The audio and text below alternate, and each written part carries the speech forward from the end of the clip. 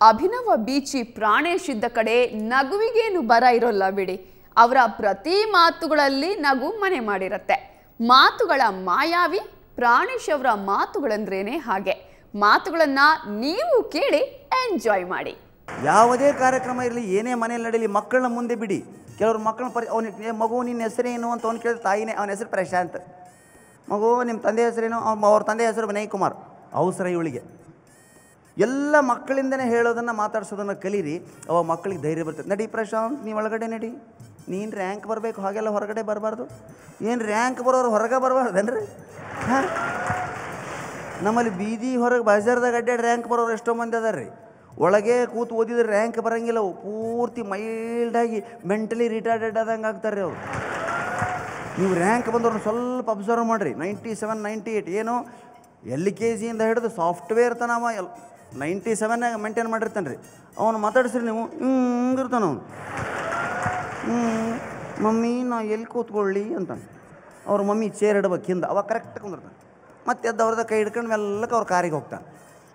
ನಮ್ಮ ಓದವ್ ನೋಡ್ರಿ, ಆ ಉತ್ತರ ಕರ್ನಾಟಕದವು ದಂದಾಗರ ಬಿಡ್ರಿ, ಕ್ವಾಣದಾಗರ ಬಿಡ್ರಿ, ಕುದುರೆಯಾಗರ ಬಿಡ್ರಿ. ಕುದುರೆಯಲ್ಲಿ ಕುದುರೆಯಾಗಿ, ಎಮ್ಮೆಯಾಗಿ, ಕ್ವಾಣದಾಗ ಕ್ವಾಣಾಗಿ ಬದುಕಿಬಿಡ್ತಾವೆ. ಹಾಂ, ಆ ಭಾಗದ ಜನರಿಗಿರ್ತಕ್ಕಂಥ ಬಡತನ, ಬರಗಾಲ, ಕಷ್ಟ ಕಾರ್ಪಣ್ಯಗಳು ಅವರಲ್ಲಿ ಆ ಧೈರ್ಯವನ್ನು ತುಂಬುತ್ತಾವೆ ಸ್ನೇಹಿತರೆ. ಟೈಲೆಟ್ನಾಗ ಭಾಳ ಚಂದ ಬರೆದಿರ್ತಾರೆ. ಟೈಲೆಟ್ ಸಾಹಿತ್ಯ ಓದ್ಬೇಕು ನಾವು. ಅಂದ್ರೆ ಹೊರಗೆ ಯಾರಿಗೆ ಹೇಳಬಾರ್ದು. ಅವನು ಅಲ್ಲೇ ಮೂಗು ಮುಚ್ಕೊಂಡು ಓದ್ಬೇಕು. ದೊಡ್ಡ ಪಂಡಿತಪ್ಪ ನೀನು ಹೊರಗೆ ಬಂದ್ಬಿಡ್ಬೇಕು. ಕೆಲವು ಸವಾಲಾಗಂತವು ಬರೆದಿರ್ತಾರೆ ರೀ. ಒಂದು ಬಸ್ ಸ್ಟ್ಯಾಂಡ್ ಟೈಲೆಟು ಬೆಂಗಳೂರಲ್ಲಿ ಹೋಗಿ ಕುಂತ ಬರೆದು ಬಿಟ್ಟಿದ್ದೆ. ಅದ್ರಿಗೆ ಏನು, ಲೇ ಜಗತ್ತು ಚಂದ್ರನ ಮ್ಯಾಗ ಹೋಗೈತೆ, ನೀ ಇನ್ನೂ ಇಲ್ಲೇ ಕುಂತಿಯಲ್ಲದೆ. ಇಷ್ಟೇ ನೋಡ್ರಿ, ಎಂಥ ಮಾತು, ಬೇರೆ ಹೊಳಂಗಿಲ್ಲದು. ಇನ್ನೊಂದು ಸಾರಿ ಓದ್ಯವ, ಜಗತ್ತು ಚಂದ್ರನ ಮ್ಯಾಗ ಹೋಗೈತೆ, ನೀ ಇನ್ನೂ ಇಲ್ಲೇ ಕುಂತಿಯಲ್ಲದೆ. ವಾಹ್, ಏನು ಬರೆದಿದ್ದಾನಲ್ವಾ ಇವನು, ಗುಡ್, ತುಂಬ ಒಳ್ಳೆಯ ವಿಷಯ. ನೋಡಿ ಹೇಗೆ ಯೋಚನೆ ಮಾಡಿದ್ದಾನೆ. ಯೋಚನೆ ಮಾಡುವಂಥ ದಿಕ್ಕು ಇದೆ. ನಿಜ, ಜಗತ್ತು ಚಂದ್ರನ ಮೇಲೆ ಕೂತಾಗ ನಾನು ಇಲ್ಲಿ ಕೂತ್ಕೋಬಾರ್ದಾಗಿತ್ತು, ನಾನು ಏನಾದರೂ ಮಾಡಲೇಬೇಕು. ಹೊರಗೆ ಬಂದ್ಬಿಟ್ಟಾವು. ಮಂಗಳೂರವು ಹೋದನ್ರಿ. ಅವ ಮೊದಲೇ ಭಯಸ್ತ ಕುಂತ ನೋಡ್ತಾನ, ಜಗತ್ತು ಚಂದ್ರನ ಮ್ಯಾಗ ಹೋಗೈತಿ, ನೀ ಇಲ್ಲ ಇಲ್ಲೇ ಕುಂತಿಯಲ್ಲೇ. ಅಮ್ಮ, ಮಂಡೆ ಬಿಸಿ ಆಗುವಂಥ ವಿಷಯ ಮಾರಾಯರೆ. ಎಂತ ಯೋಚನೆ ಮಾಡಿದಾನೆ ಅವ, ಪಸಂದಾಗಿ ಯೋಚನೆ ಮಾಡಿದ್ದಾನೆ. ಮಂಡೆನೇ ಮೆಚ್ಚಬೇಕಾದದ್ದೇ. ಮಂಡೆ ಯಾಕೆ ಮೆಚ್ತೀವೋ ಮರೆ, ಟ್ಯೂಸ್ಡೇ ಮೆಚ್ಚು ಅಂತ ನಾವು. ಅವನು ಮಂಡೆ ಮೆಚ್ಚಬೇಕಾದೆ. ನೋಡಿ, ಜಗತ್ತು ಚಂದ್ರನ ಮೇಲೆ ಹೋಗಿದೆ, ನಾನು ಇಲ್ಲೇ ಕೂತ್ಕೊಂಡಿದ್ದೀನಿ. ತಪ್ಪು ಕೂತ್ಕೊ. ಹೊರಗೆ ಬಂದ್ಬಿಟ್ಟ. ಇವರಿಬ್ಬರು ಸಟಕ್ನ ಹೊರಗೆ ಬಂದದ್ದು ನೋಡಿ, ಹುಬ್ಬಳ್ಳಿ ಹುಡುಗ ಗಾಬರಿ ಆಗಿಬಿಟ್ಟಲ್ಲಿ. ಇವು ಈಗ ಹೋಗಿ ಇವು ಬಂದುಬಿಟ್ಟವಲ್ಲ, ಅದಂತ ಜಲ್ದಿ ಮುಗಿಸ್ತಾರಪ್ಪ ಈ ಮಂದ್ಯಾರ ಅಂದ್ಕೊಂಡ. ಇವ ಹೋಗಿ ಕುಂತನ್ರಿ. ನೋಡ್ತಾನ, ಕಂಡುಬಿಡ್ತು ಜಗತ್ತು ಚಂದ್ರನ ಮ್ಯಾಗ ಹೋಗೈತೆ, ನೀ ಇನ್ನೂ ಇಲ್ಲೇ ಕುಂತಿಯಲ್ಲೇ. ಬಗಲಾಗ ಇಜ್ಜಲು ಬಿದ್ದಿತ್ತು ರೀ, ಇದ್ಲಿ ತೊಗೊಂಡವ ಅಂಜಲಿಲ್ಲ, ಅಳಕ್ಲಿಲ್ಲ, ಕೆಳಗೆ ಬರ್ದ. ಜಗತ್ತು ಚಂದ್ರನ ಮ್ಯಾಗ ಹೋಗೈತೆ, ನಾನು ಇಲ್ಲೇ ಕುಂತೀನಿ ಅಂತ ತಿಳ್ಕೊಂಡಿರ್ಬೇಕು ನೀನು. ನಾನು ಹೋಗವನ ಚಂದ್ರನ ಮ್ಯಾಗ ನೀರಿಲ್ಲ ಅಂತ ಇಲ್ಲಿ ಕುಂತೀನಿ ಅಂತ ಬರ್ದ. ಉತ್ತರ ಕೊಡ್ಬೇಕ್ರಿ. ಉತ್ತರ ಕೊಡೋದಕ್ಕೆ ನಿಮಗೆ ಶಾಲೆಯಾಗ ಯಾರೂ ಕಲಿಸ್ಕೊಡಂಗಿಲ್ಲ.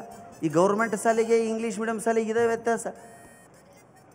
ಕಾನ್ವೆಂಟ್ ಶಾಲೆಗಳ ಗ್ವಾಡಿಗೆ ಹೋಗಿ ಕಿವಿಗೊಟ್ಟು ಕಿಡಿಕಿಯಾಗಿ ಕೇಳ್ರಿ ನೀವು. ಮಕ್ಕಳಿಗೆ ಒಂದೇ ಒಂದು ಬೋಧನೆ ಮಾಡ್ತಿರ್ತಾರೆ ಅವರು. ಏನು, keep quiet, don't move, be alert, go there, come here, ಎಲ್ಲ ನಾಯಿ ಭಾಷೆ.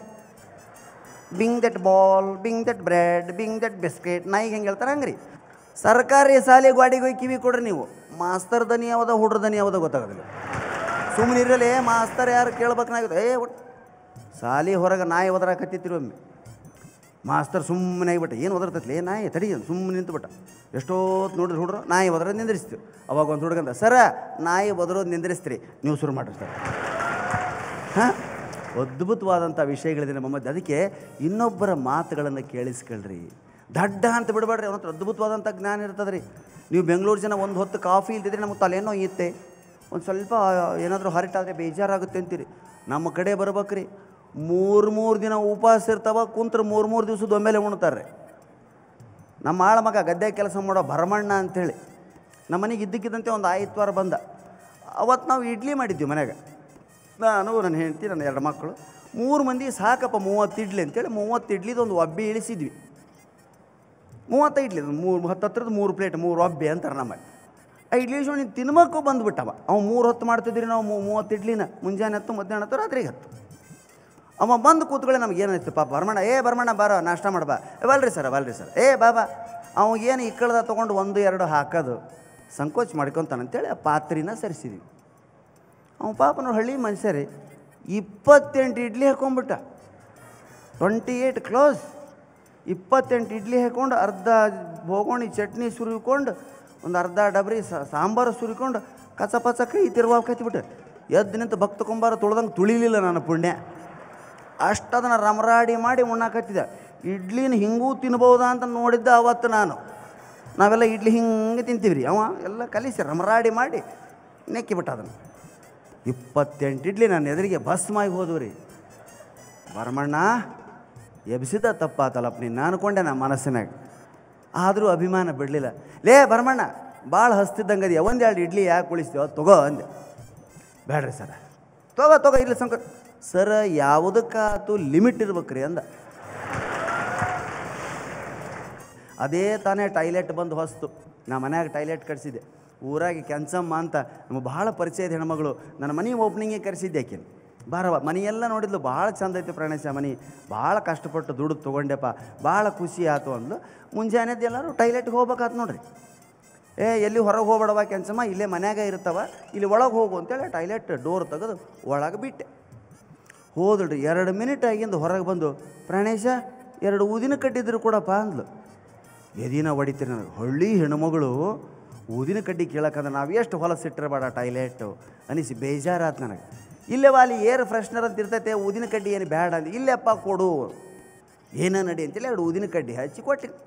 ಒಳಗೆ ಹೋದ್ಲು, ನೀರು ಬೀಳೋ ಶಬ್ದ ಕೇಳ್ಸಕತ್ತೈತಿ, ಏನೋ ಅನ್ನಕತ್ತಾಳ. ಹೊರಗೆ ಬರವಳು. 15 ಮಿನಿಟ್ ಆಗಿಂದ ಕೆಂಚಮ್ಮ ಅಂತ ಕೂಗ್ತೀನಿ, ಬನ್ಯಪ್ಪ ಮುಗಿತಪ್ಪ ಅಂತ ಹೊರಗೆ ಬಂದ್ಲು. ನೋಡ್ತೀನಿ ರೀ, ಏನವ ಇಷ್ಟೊತ್ತೆ ಹಾಕೊಂಡು ಏನು ಮಾಡಲಪ್ಪ, ಒಳಗೆ ಯಾರೋ ಸ್ವಾಮಿಗಳು ಪಾದ ಅದಾವ, ಅವನ ತೊಳೆದು ಊದಿನ ಕಡ್ಡಿ ಬೆಳಗಿದೆ ಅಂದ್ಲು. ಮೂಢನಂಬಿಕೆಗಳು ತವರೂರಾದ ನಮ್ಮ ಜನದಾಗ ಮೋಸ ಹೋಗೋರು ಭಾಳ ಕಡಿಮೆ ಸ್ನೇಹಿತರೆ. ಹಳ್ಳ್ಯಾಗ ಮೋಸ ಹೋಗೋದಿಲ್ಲ, ಯಾರು ಅಬ್ಸರ್ವ್ ಮಾಡ್ರಿ ನೀವು. ಸಿಟ್ಯಾಗ ಮೋಸ ಹೋಗೋದು ಜಾಸ್ತಿ. ಆ ಫೈನಾನ್ಸು, ಆ ಚೀಟಿ ಇದನ್ನು ಒಂದು ಡಬಲ್ ಮಾಡ್ತೀವಿ. ನಮ್ಮ ಕಡೆ ಭಾಳ ವಿಸರ್ಜನೆ. ಯಾಕಂದ್ರೆ ಕಟ್ಟಾಕ ರೊಕ್ಕನೇ ಇರಂಗಿಲ್ಲ ರೀ ಅವ್ರ ಹತ್ರ.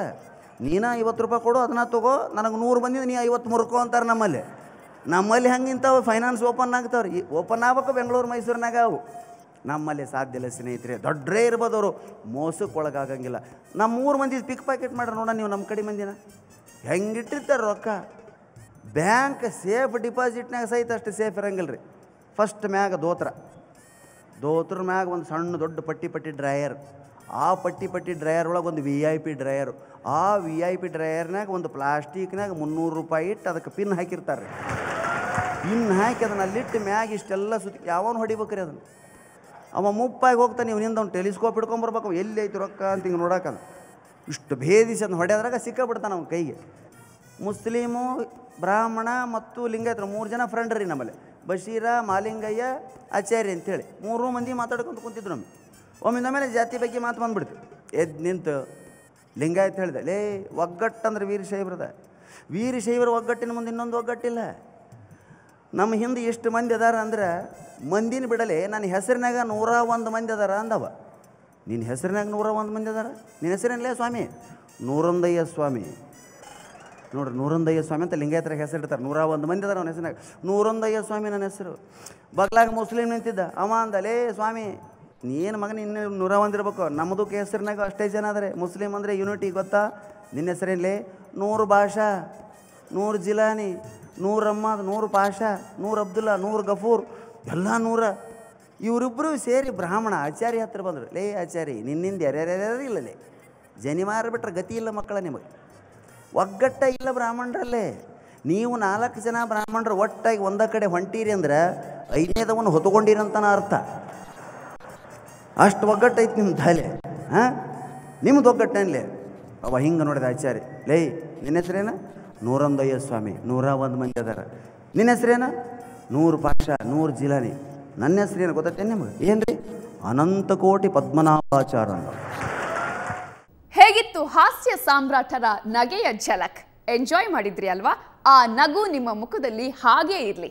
ನೇರ, ದಿಟ್ಟ, ನಿರಂತರ ಸುದ್ದಿಗಾಗಿ ನೋಡ್ತಾ ಇರಿ ಸುವರ್ಣ ನ್ಯೂಸ್.